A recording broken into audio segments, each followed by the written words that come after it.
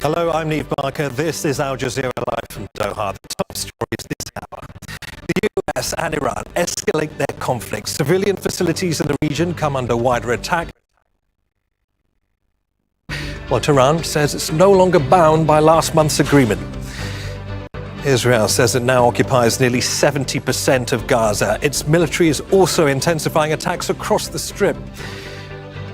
Extreme weather keeps parts of Asia on alert. China battles landslides and flooding, while Vietnam and Indonesia brace for an active storm season. Plus, I'm Heidi Jo Castro on the Chesapeake Bay, where these guys, blue catfish, are eating up the ecosystem. But there is a novel solution.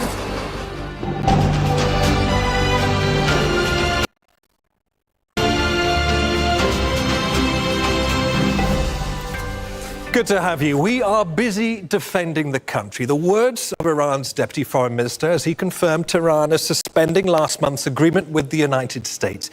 It says Washington has repeatedly violated its commitments under the MOU. It comes after a week of escalating US strikes on Iran and Tehran launching attacks on regional countries. Kuwait Petroleum says one of its main facilities has been hit by an Iranian airstrike. It also accuses Tehran of hitting a second power and water desalination plant in as many days, calling it a part of a systematic campaign against civilian facilities and a violation of international law. The US Central Command says early on Saturday that it had completed a seventh consecutive night of airstrikes against Iran to further degrade its military capabilities. It said it targeted surveillance sites, military logistics infrastructure, underground weapons storage and maritime capabilities. But Iran says civilian and critical facilities have been hit, like these bridges in Khorasan province. It also says 10,000 people have been left without water after a desalination plant was hit in Jask in Hormozgan province.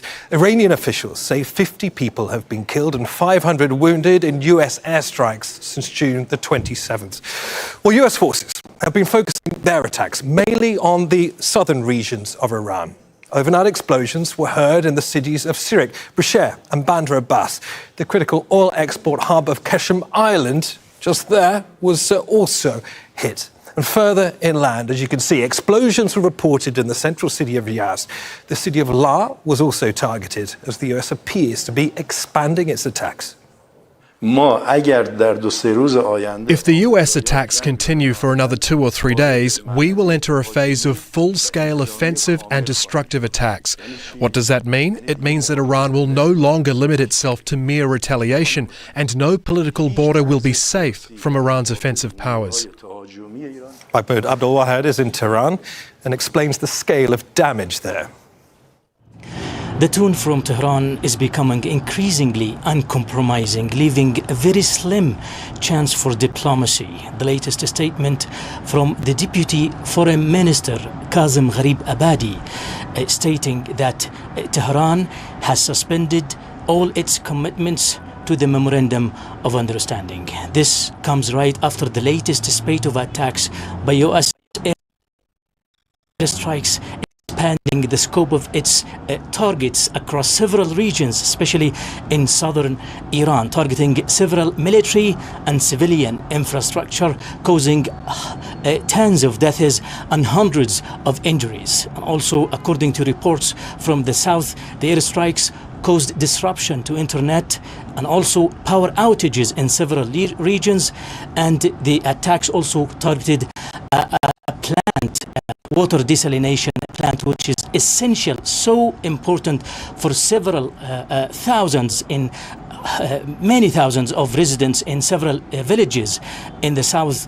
who rely on water desalination plants. Now, Iranian officials say that the United States has also violated the Memorandum of Understanding, and namely Article number 5, by imposing a naval blockade on Iranian southern ports, which are essential for exporting and importing nearly 80% of Iranian trade. Now, Iranian officials are also accusing the United States of imposing an economic warfare on Iran by imposing this naval blockade.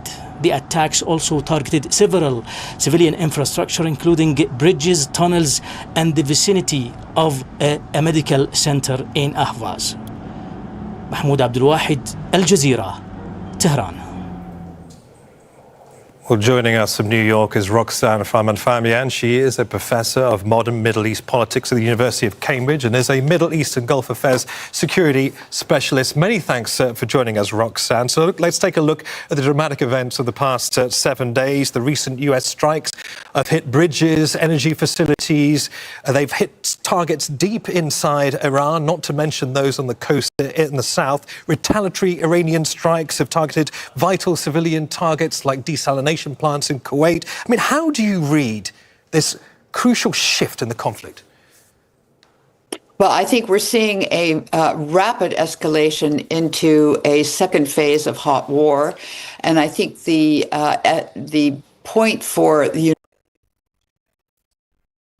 American attacks now is going into the central part of Iran to include Yazd is definitely a city that is further up and is an indication that the Americans are trying to really hit as much civilian suffering as possible in this as well, because so much of what they've hit are not military but are directly civilian infrastructure. And on that note, there appears to be, as you've clearly highlighted, a shift into depleting each other's vital resources, things like water, things like energy. It is incredibly hot across this region with a height of summer, rather than solely dealing with degrading each other's military capabilities. I mean, how does Iran view the strategic value of targeting sites like that across the region? What does it stand to gain in the long run? Well, I think it sees that this is all part of a larger strategy to try to disrupt and possibly overturn the regime, and that the United States is still very much focused on affecting as much of the population support as possible. And certainly, as you say, it's very hot without water, without jobs. They've lost over 1 million jobs so far through these attacks. And so many of the mechanisms by which they can move across the region by rail or by bridges are being attacked. But I think the Iranians feel that they have greater ability to withstand American pressure than America has in withstanding the pressure of the closure of the strait. So we shall have to see which one buckles first. It's a wait-and-see game. But I think so far what we've seen is that neither side is able really to deliver a knockout blow to the other at an acceptable price to themselves. And so I think we will inevitably see this go back to mediation, but after quite a devastating effect at the moment. Yeah, and that knockout blow is the ultimate question, isn't it? I mean, at this month's NATO summit, just to remind our viewers, President Trump described Iran's leadership as, quote, scum, sick people, exposing clearly, it appears to me, a degree of acute frustration coming from Washington. I mean, the US is, as you suggested, clearly trying to bend Tehran in some way to its will, but short of a massive ground campaign. I mean, what leverage does the United States really have right now? It doesn't appear to have at least the stomach for a ground campaign, as far as we're aware. No, I think at times it's quite difficult to track Trump's rhetoric, because he can go from describing people in terrible terms to suddenly describing them in rather positive terms, depending on what his own aspirations are. And I think we see that his patience for each stage has run out. So his patience for the shorter or the hot war in February did run out, and he then went for a negotiated settlement. Then his patience with that ran out, and we're back into a hot war with all of the negative rhetoric. I think, unfortunately, however, what has continued to erode in this is trust on certainly both sides. I think we are seeing that Iran feels very much as though twice now President Trump has withdrawn from agreements. He withdrew from the original nuclear deal back in 2016, and he's now withdrawn from the MOU, which was an agreed deal for this time.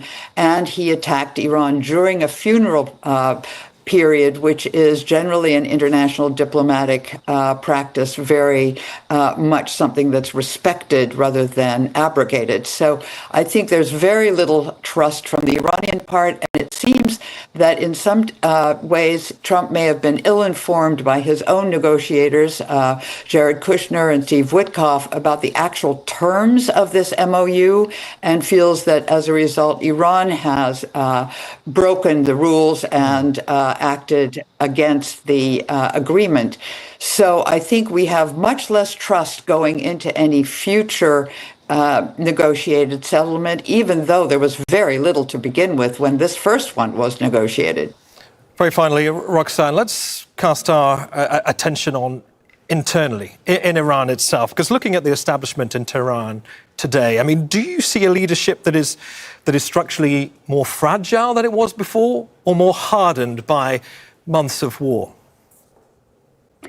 Well, I think it certainly hardened from more months of war. I think the funeral, in many ways, helped to rally the population, showed that the country was very much organized, that it was able to run such a large operation. In fact, not just in Iran, but in Iraq as well. It was a confirmation of the religious strength of the regime. The enormous numbers of people poured into the streets. If anything, I think the regime has strengthened its popular support, at least for now. How long the suffering of the people goes, I think, will certainly begin to erode that again. But I find that the leadership itself has really made an effort to stay very cohesive. It's a coalition leadership. They do have an extreme hawkish opposition, but in many ways that's a very small group compared to what the actual leadership represents. They represent both reformists, they represent the clerics, and they represent elected officials in the parliament. So I think we've got rather a strong leadership coalition at the moment. How fracturable that is over the period of increased war, we'll have to see. But they seem to be on side, have a very good rhetorical perspective, and to be reflecting generally what the people feel at the moment, which is that this regime, whether they like it or not, is the one organization and institution that can keep the country territorially intact and facing a very powerful opposition in the form of the United States, possibly with Israeli help. Well, Professor, it's been really helpful to hear your analysis on all of this. Roxanne Farmafamian, she is a professor of modern Middle East politics at the University of Cambridge, joining us there from New York. Thank you again. Now, the Gulf region is one of the most water scarce in the world. We've just been hearing about that. More than 60 million people rely on desalination plants for most of their drinking water. The facilities turn seawater into fresh water. Well, there are more than 400 desalination plants along the Gulf shores. They collectively produce 40% of the world's desalinated water. Bahrain is fully reliant on this type of water for its residential needs, while Kuwait uses desalination for 90% of its people's needs. Reed Brody is a war crimes lawyer and former prosecutor. He was also an advocacy director at Human Rights Watch. He explained why some of the strikes carried out by both the US and Iran may constitute a war crime. Take a listen. The laws of war rest on two cornerstone principles. The first is that you can only attack military targets, never civilians, never civilian objects. The second rule is proportionality. Even a genuine military target can't be attacked if the expected harm to civilians is excessive compared to the military advantage. So bridges, power plants, water facilities, these are presumptively civilian. They only become targets if they're actually being used for military purposes, and even then, the rule of proportionality applies. So let's take the bridges. Yes, a bridge can carry a tank, but it also carries the ambulances, the food, the fuel that 90 million people in the case of Iran depend on. In April, one of Iran's tallest bridges at a main artery out of the capital was attacked. And then you have some things that are off limits entirely. The Geneva Conventions specifically protect objects that are indispensable to the survival of the civilian population, and they name drinking water installations explicitly. So desalination plants are purely civilian infrastructure. There is no legal argument whatsoever for attacking them. And so attacking a population's water supply is a war crime, full stop.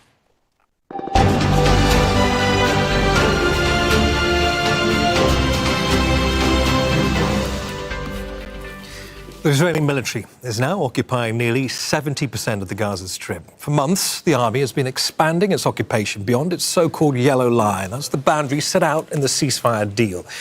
The US-mediated agreement left 53% of the Strip under Israeli military control. As part of the deal, Israel was supposed to withdraw its forces in later phases of the ceasefire. But in May, Israel announced it had taken control of more than 60% of the area. Prime Minister Benjamin Netanyahu then offered to the military to seize 70% of the Strip. On Thursday, the UN confirmed Israel has further expanded its occupation. Nearly 2 million Palestinians are now confined in an ever-shrinking area. From Gaza City, Anu Mahmoud explains how Israel's expansion is costing Palestinians their homes and their livelihoods. Well, the expansion of the yellow line is not just simply moving these yellow blocks a few meters westward of the Gaza Strip. It's actually affecting people in a very negative way. We're looking at a shrinking size of the Gaza Strip over and over the past months. It went into the point now where close to 65% of the total area of the Gaza Strip is under Israeli military control. There is more territorial control by the Israeli military, very consistent with what we heard from the Israeli Prime Minister Benjamin Netanyahu, his defense secretary, who unequivocally said that it will be expanding, it will be taking over more of the territories. Right now, it's just not far from the Salah ad-Din road, and at that point, it will be officially 70% of the total area. So again, it's not just moving these blocks, but again, it's shrinking the size, fragmenting the Gaza Strip, leaving it into smaller, disconnected areas that moving from one place to another become very difficult. It also leads to the erasure of urban life. It's not about just destroying these physical structures. The fact that people are unable to go back to these areas, it's a very step in erasing any form of civil life or urban life in those areas. There is a loss of livelihood. Many of these areas have schools, other than the building, there's schools, there's public facilities, warehouses, storage houses for international organizations like the United Nations and other international organizations operating across the Gaza Strip. All of this have become inaccessible. So the impact is very negative and directly affecting people's livelihood across the Strip. Well, in Gaza City, Israeli artillery fire has killed at least 3 people in the Zaytun neighborhood. It follows an Israeli strike that targeted a funeral procession in Al-Nusayrat refugee camp in central Gaza on Friday. That drone strike killed at least 8 people as they were leaving a mosque. Israeli attacks across the Strip have killed at least 20 Palestinians in the past 48 hours. In other news, Ukrainian drones have struck 2 warehouses owned by Russia's largest online retailer, killing 8 and injuring more than 60. These are the images of one of the strikes on the Wildberries warehouse. That's near the capital, Moscow. The company is often described as Russia's equivalent to Amazon. Kyiv says its sites are used for military-related logistics. President Volodymyr Zelensky says the attacks are in response to Russian strikes on Ukrainian cities and civilian infrastructure. Dmitry Medvedenko has this update from Moscow. These are warehouses of Russia's largest online retailer, Wildberries. It's an online marketplace serving millions of customers a year. And the 7 people who were killed in Kotovsk were all night shift workers of the warehouse there in the Tambov region. And in total, 8 people were killed, 62 injured. So this is the highest casualty toll and highest death toll in Ukrainian attacks on Russia in the past 3 years. So the CEO of the company Wildberries, Tatiana Kim, she's the only Russian female billionaire has called it a dark day for Russia and for the company as well. The other target was an oil depot just north of one of those warehouses, just 50 kilometers outside of Moscow.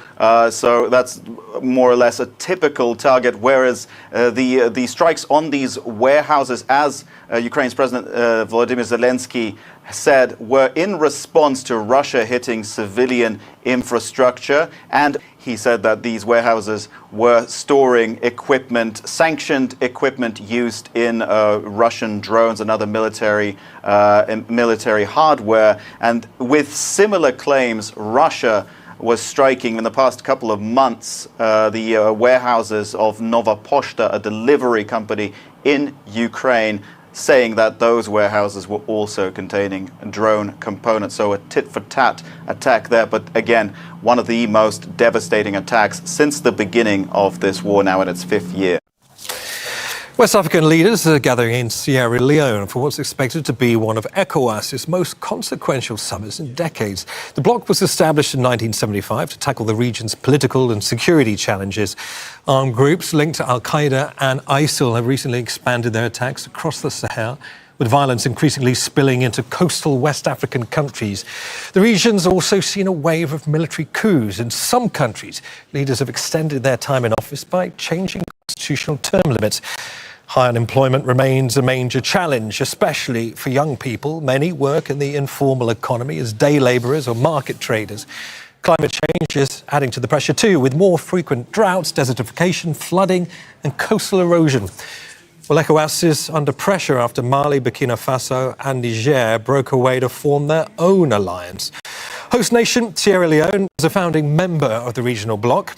Ahmed Idris reports from Sierra Leone's capital, Freetown, on how people there view the future of ECOWAS. For many in Sierra Leone, ECOWAS is remembered not for speeches or summits, but for saving lives. When civil war engulfed the country in the 1990s, the West Africa Regional Military Force, ECOMOG, led largely by Nigerian troops, helped bring the conflict to an end. Civil society activist Charles Mambu is among those who say they owe their lives to that intervention. Had ECOWAS not intervened at the time they did, Sierra Leone would have become a rubbish and Sierra Leone will have become a failed state as we are talking. Between 1991 and 2002, Sierra Leone's civil war killed tens of thousands of people and displaced many more. But for a younger generation born after the war, ECOWAS means far less. I have no business with ECOWAS, but myself, my job, my life entails my family and everything, and it helps Sierra Leone more than ECOWAS. The regional bloc says it's working on a plan to not only address such concerns, but also ensure sustainability. We are presenting a compact of the future for our West African community. That declaration was made by the President in the Summit of the Future that will come before the extraordinary 69th session of the Heads of State and Government to ensure stronger cooperation in security, counterterrorism, to fight against transnational organized crime, inequality, preparedness for epidemics and pandemic diseases. In 2024, 3 member states under military rule announced their decision to leave the bloc, saying it's irrelevant and has become a tool of foreign interference. Sierra Leone's President Julius Maada Bio spent much of his tenure as ECOWAS chairman trying to persuade Mali, Burkina Faso and Niger to rejoin the bloc after their exit. But analysts say the challenge goes beyond those 3 West African countries. It's a growing distrust of political leaders and, of course, the region's democracies to meet the expectations of people, conditions that have helped fuel the wave of coups in West Africa. The summit in Freetown is not only about the future of ECOWAS, it's about whether West African leaders are able to bridge the trust divide between them and their citizens to restore hope in democracy. Ahmed Idris, Al Jazeera, Freetown, Sierra Leone. The death toll from a bus crash in eastern Uganda has risen to 24. Most of the victims were children. Witnesses say the school bus overturned and rolled down a bank. Its roof was torn off in the process. The government banned all school excursions nationwide in response. One of Sudan's biggest exports, maybe the most valuable commodity few have ever heard of. Gum arabic is the sap or resin from acacia trees. It's used in everything from makeup to soft drinks, baked goods and even art products.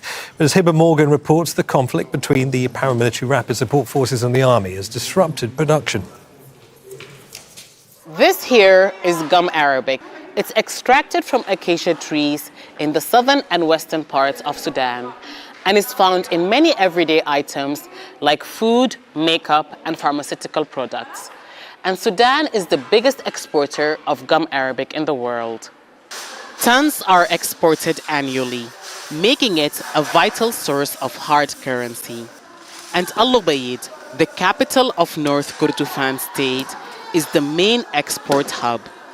But 3 years of conflict between the army and the paramilitary rapid support forces have upended the supply chain. Ammar is a trader who sells to international markets. He estimates exports have halved. If we used to get 1,000 tons to export, now we get 500. When our exports drop, it's reflected in the fees we pay the government, the taxes, the service fees, the forestry fees and customs. The RSF has captured most of the Darfur region, as well as West Kordofan and parts of North and South Kordofan, areas that produce more than 80% of the gum arabic that Sudan once exported.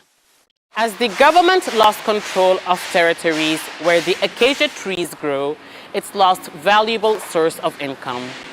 Most of the gum arabic produced in Sudan these days is exported to neighboring countries by the RSF. The economic loss is also hard for those who rely on it for their livelihoods. Before the fighting began in 2023, the UN estimates more than 5 million people used to earn a living as small-scale harvesters in the Darfur and Kordofan regions. Some have been displaced, while insecure trade routes have prevented others from working. Traders who once employed thousands of harvesters say that's reflected in the amount of gum arabic coming into Al-Ubaid. Before the war, harvesters used to bring in trucks full of gum arabic from West and South Kordofan, about 30 to 40 trucks a week. Now, we get about 2 or 3 trucks every 15 days. Harvesters have to sneak them in. The UN Human Rights Office says smuggling is financing and prolonging the conflict. For traders here, the more gum arabic that leaves the country illegally, the less makes its way to the main trade hub, which means less income for them and for the government. Hiba Morgan, Al Jazeera, Al-Ubaid, Sudan. Well, still ahead on this Al Jazeera News Hour. Traditional healers in Peru weigh in on which team will win the World Cup. That's coming up with Gemma.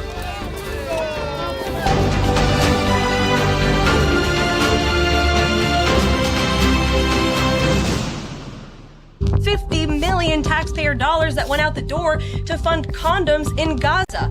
Except it wasn't Gaza, Palestine.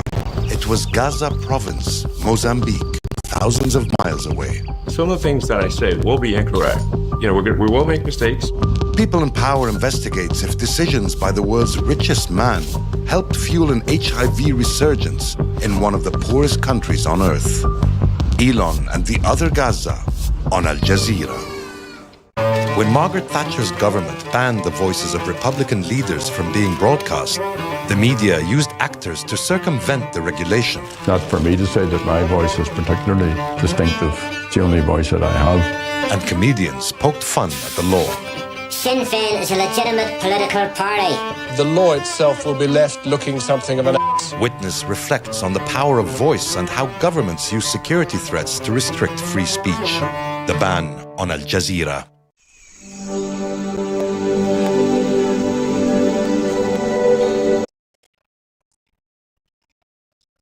Transport and housing, while at the same time saying he will be pro-business.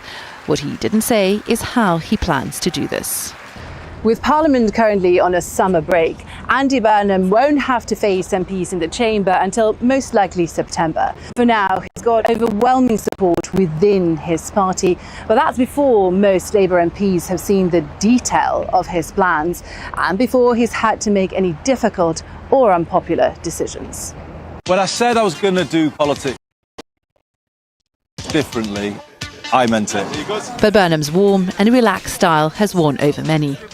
We had a game most weekends. His old football teammate says that approach is genuine. When I first met Andy Burnham in a football changing room in the late 1990s, I thought, wow, a normal person involved in high-end politics. When you see his love of football, his ease with ordinary people he meets in the streets, all that is completely real. That is how he is.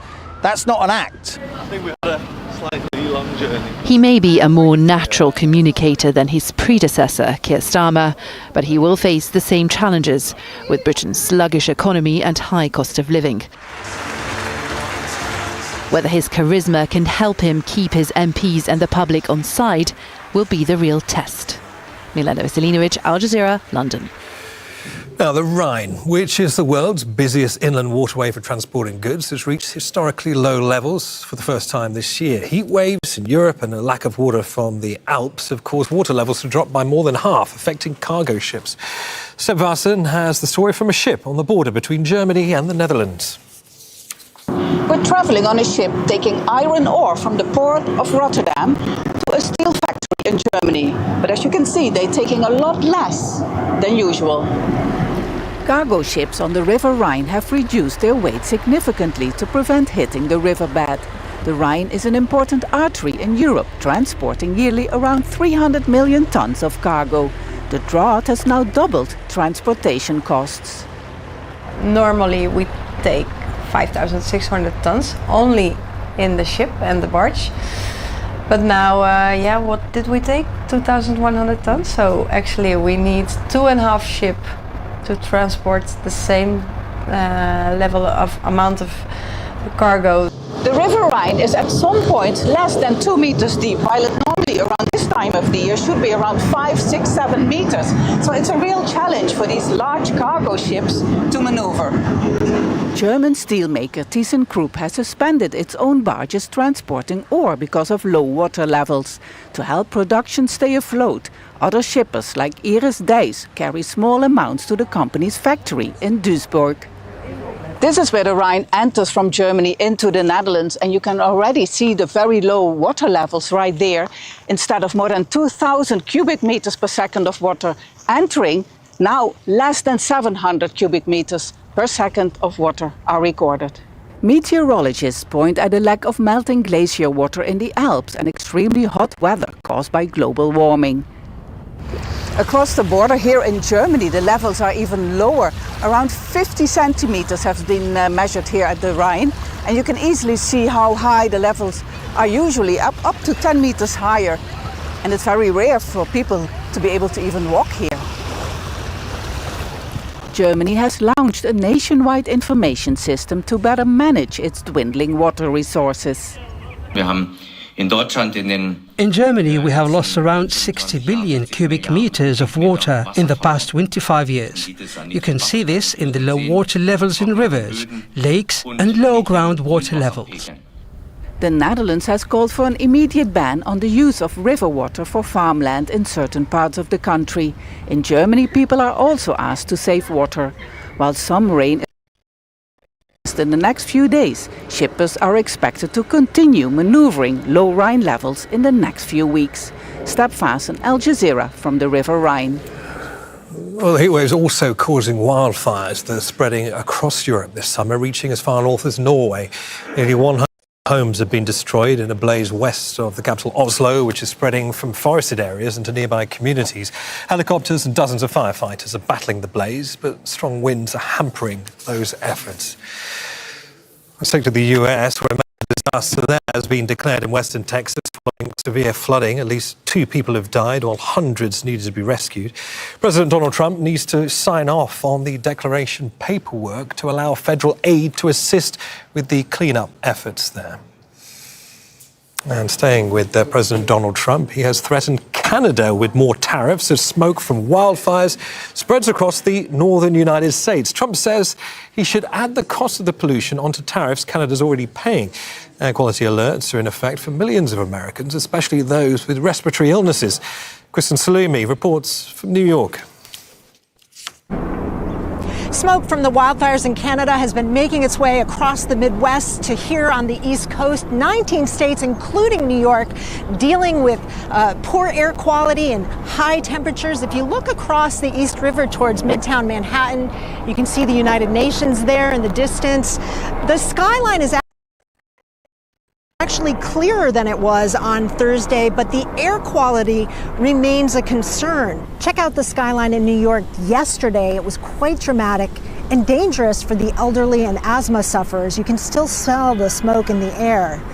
The city's been advising people to stay inside and making masks available at locations like libraries and police stations. Those alerts are expected to continue into Saturday here.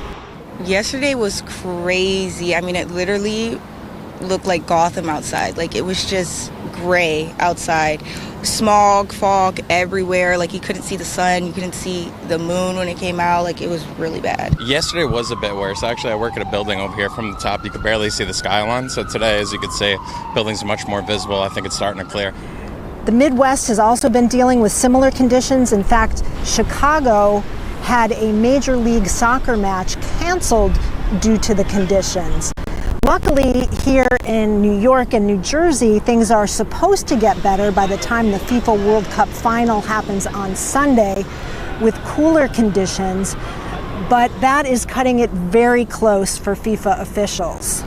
But that said, FIFA officials are very concerned and due to meet in the White House today because of concerns over air quality affecting the final World Cup match on Sunday. Kristen Salumi, Al Jazeera, New York. At least 8 people have died and 34 people are missing after a landslide buried homes in southwestern China. 10 people have been rescued so far in Chongqing. Local authorities have deployed hundreds of rescue workers. More than 1,000 people have been displaced from their homes.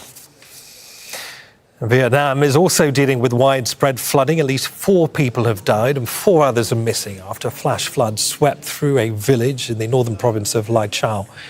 The government has warned of more flooding and landslides with up to 250 millimetres of rain predicted. Natural disasters killed nearly 500 people in Vietnam last year.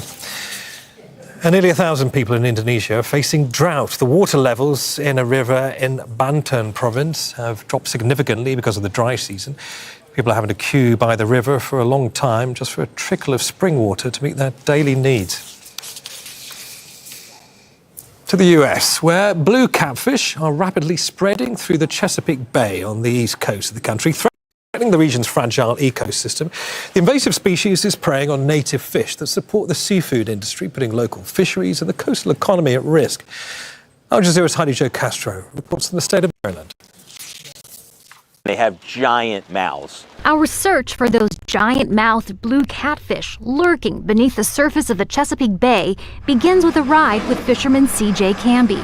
They eat crayfish, they'll eat ducks, they'll eat literally anything that they can get in their mouth. Hey, we got crabs! Including the Maryland blue crab, a regional delicacy and economic driver for the seafood industry.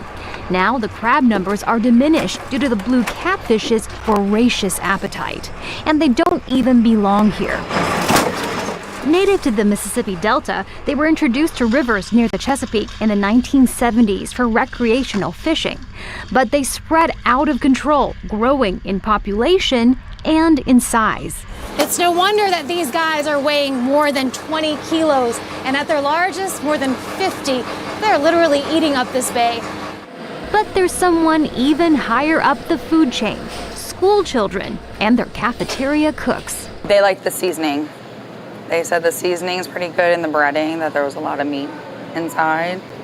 Montgomery County Public Schools in Maryland is buying up blue catfish to feed its 160,000 students. I think we're just excited to be, part of a large school district, being able to help and showcase that there are other avenues for this product, and that schools can be a way to feed our students and to nourish our students and utilize a product that's from our bay. These children are having their own taste test. It also has a natural Chesapeake Bay taste. As the person who doesn't really like fish, the fish tastes good. I don't love it, but I feel like other people would like it. I also don't really like that fish that much. It feels good to help the environment by eating this. If I were to describe it, I would describe it as like a little watery, like a little taste like soup. Blue catfish isn't their favorite food, but they're proving that hungry children can be a solution to this invasive problem. Heidi Jo Castro, Al Jazeera, Chesapeake Bay, Maryland. Well, let's stay in the US because the Trump administration is changing how long foreign students can stay and study in the United States. Well, it's also altering how long foreign journalists are authorized to work in the country too. Al Jazeera's Tanya Nouri has more on that. A major change is coming for millions of foreign students in the United States. Starting in September, the Trump administration will move away from the duration of status agreement. Under the current system, many international students on certain visas can remain in the United States for as long as needed to complete their studies. But the new system imposes a fixed 4-year cap on those visa classifications. Should it take students longer than the allocated time, they must receive federal approval to receive an extension, with no guarantee that it will be granted.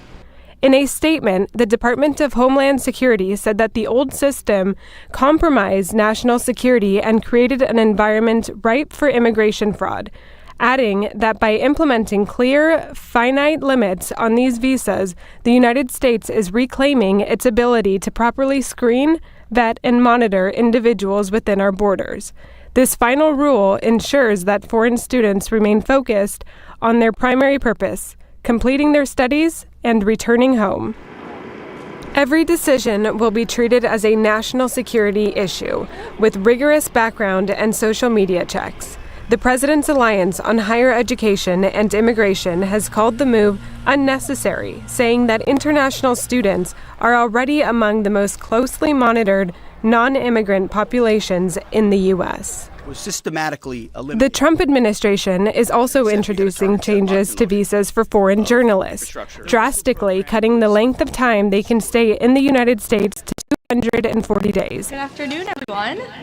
Down from the 5 years that those visa holders were previously granted. Chinese journalists will only be granted 90-day visas. Any journalist who wants to stay longer than that will have to apply for an extension.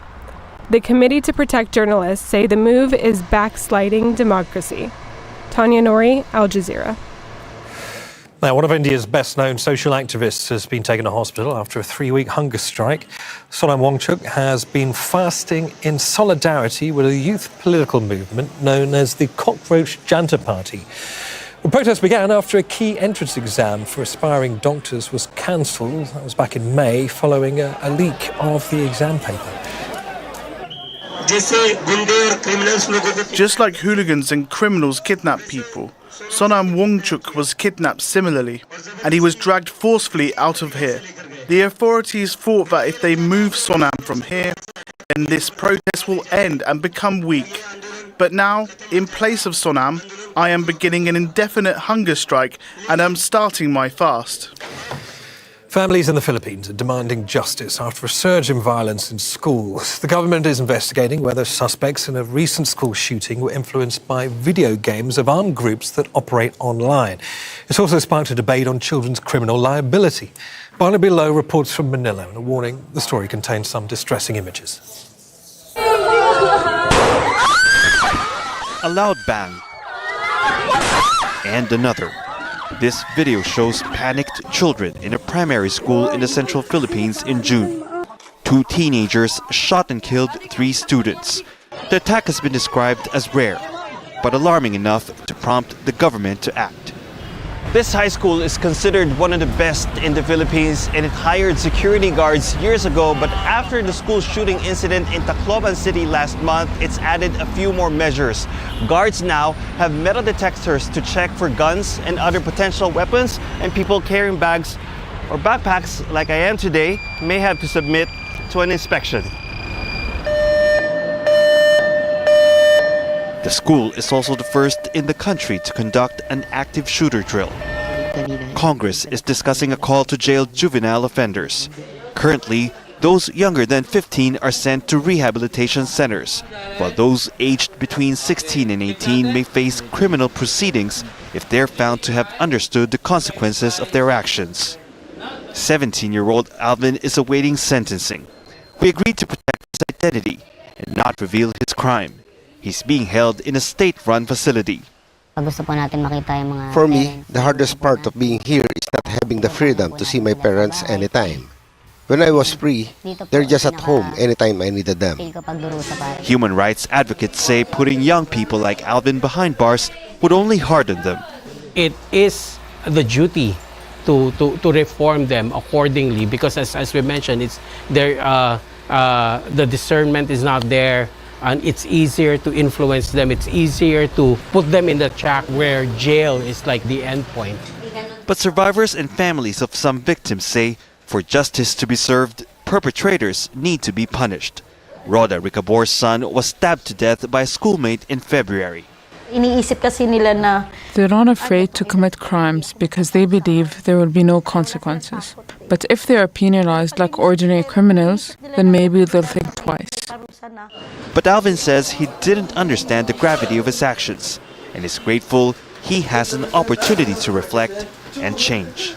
Barnaby Lowe, Al Jazeera, Manila. Well, still ahead here on Al Jazeera, Gemma's got the latest World Cup news. Yes, we're counting down to the final between Spain and defending champions Argentina. We'll hear from fans in New York on how the tournament's raised interest in football in the United States. That's coming up next.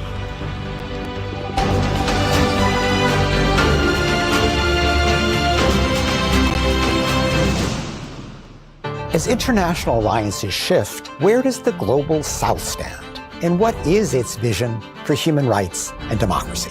What does the Global South think of human rights? What does the Global North think of human rights? They have spat on human rights. They've spat on humanity.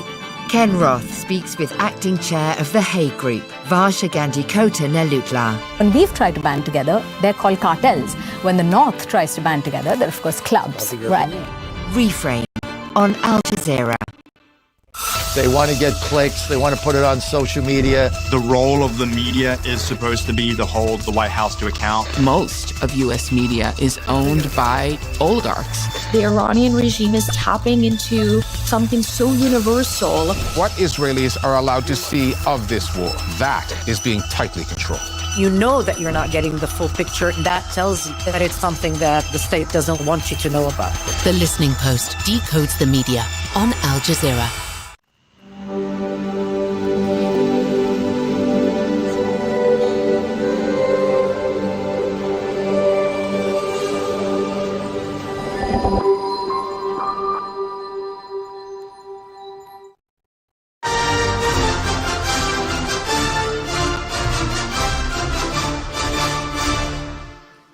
Hello, I'm Gemma Nash. The World Cup final is on the horizon. European champions Spain aiming to win the tournament for the second time. Argentina will try to stop them as they look to become the first team in more than 60 years to retain the trophy. Paul Rees reports from New York, where fans are getting ready for the big finale. New York is getting its last few days of World Cup fever. Sunday's final will be the 8th match at New York, New Jersey Stadium. After that, most of the local population will be back to their first love of baseball, basketball, American football or hockey. Although the World Cup has been almost universally embraced. I'm into basketball. Do I think soccer can have the same impact? You know, I think with time, absolutely. Everybody's so excited about it. I love Messi. I have a bunch of shirts. I was in Germany for the Euros. So much better than any American sports event. So much. There's no comparison. Including this World Cup? Including this World Cup. It may not be the Super Bowl or the World Series, but soccer's biggest prize is currently the greatest show in town. Well, this is it. This is the World Cup trophy. This is the prize either Lionel Messi of Argentina or Spain captain Rodri will be getting their hands on after the final whistle on Sunday. It'll also be a cruel moment for one of the teams when they realise how close they came, and yet still so far. That's a pain Lionel Messi felt when Argentina lost to Germany in the 2014 final. But 8 years later, he made up for it, lifting the trophy in Qatar. Now Argentina could become the first team since Pele's Brazil of 1962 to retain the crown. First we have to win. I only focus on winning. I don't think beyond winning. For years we have been building something that, truth be told, is difficult to say in words. To be honest, sometimes I cry alone, just thinking about what we have achieved. Spain, meanwhile, have only been in one final before, and they won that in 2010. If they do it again on Sunday, they'll once again be European and world champions at the same time. I said it back in the day, that this team and this generation were going to give people something to talk about, and that the path toward lifting the World Cup had to be precisely the one we have taken. First winning the Nations League, then continuing with the Euros, with the difficulty that that entails, and now being in the final of a World Cup. But we don't stop there. Our ambition goes much further, and on Sunday we have a beautiful challenge ahead of us to make this unforgettable for a great generation. We've had 102 matches across 3 countries. The only one left that really counts is going to be across the river in East Rutherford, New Jersey on Sunday. Whether the World Cup leaves a legacy here remains to be seen, but it certainly will in either Spain or Argentina. Paul Rees, Al Jazeera, New York. We spoke to football author Miguel Lorenzo Pereira, who wrote the book Pasión, or Passion, A Journey to the Soul of Spanish Football. We asked him why it's taken 16 years to see Spain in a World Cup final again. They peaked in 2008 when they won their first Euros this century, and they have already won 3. And then they had the enormous success of the World Cup in 2010, but that generation was fading away in 2014. And it took them a while to find the next generation, and they peaked again in the previous Euros we saw in 2024. But they are very young, they have very talented players, and they're expected in Spain to win not only this World Cup, but be prime contenders in 2030 when Spain will co-host a tournament with Portugal and Morocco as well. Well, I think they're playing the team with the best idea and the team with the best competitive DNA, so it's the perfect match. I will think that Spain will prevail, but will be very tough. Side. The curtain's coming down, that's it. But life goes on, and I don't know what it'll bring. I'm a positive person by nature. I know it'll be fine, but still, the French national team is the most wonderful thing that's ever happened to me in my professional life. It's taken up 25 years of my life, 25 years of a man's or woman's life. That leaves its mark. Deschamps on his way out then, while Thomas Tuchel is 18 months into his role as England coach. He may have taken his side all the way to the semi-finals at this World Cup, but Tuchel has faced heavy criticism for his defensive tactics in the defeat to Argentina. The German, though, still stands by his decisions. It is our scar that we carry now.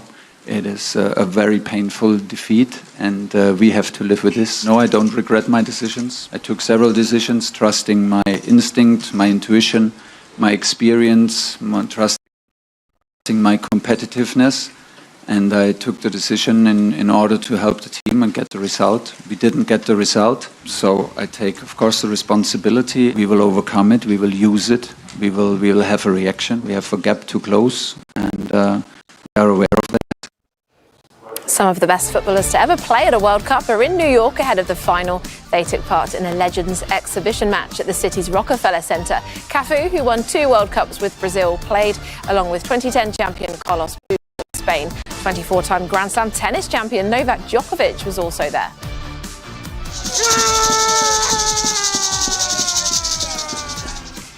As for which team will win the final, well, a group of healers in Peru have made their predictions using smoke, music and even a guinea pig in a ritual outside a stadium in Lima. They sent luck to both teams, but forecasted the winners will be Argentina again. They also dressed a doll up as Messi, hoping to send him positive energy for the final. We will have more World Cup coverage throughout the day. Plenty more on our website, aljazeera.com/FIFA World Cup 2026. The latest news headlines are coming up with Neve Barker. So stay with us on Al Jazeera.